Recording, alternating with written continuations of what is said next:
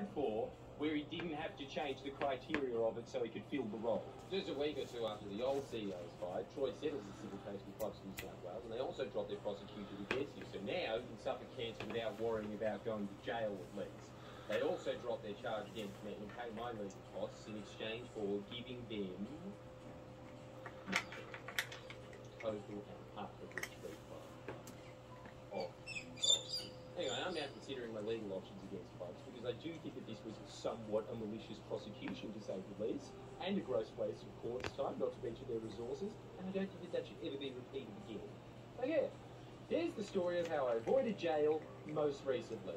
Oh, and I also forgot, at some point my house was firebombed during this timeline. Now, do you ever feel like heartburn and indigestion can pull you out of the moment?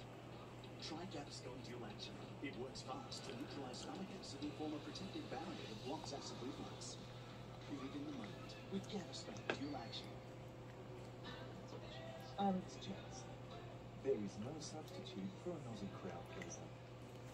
now, just need to get this on the record now that we're back. Moist Critical, did you know this, the net, is a legend. I can't thank you enough for covering and bringing attention to the firebombing story, especially when the entire mainstream press in this country wouldn't, especially when it's not even your fucking country. Commendations, my friend. We are so used to being endlessly clobbered in the press and the useful idiots of the press that we forget, no, there are actually intelligent, reasonable human beings on the planet that fully get what's happening, even when they're from Florida or the UK. I'm looking at you, Pyrocynical. Thanks again for bringing a lot of attention to it in the first place.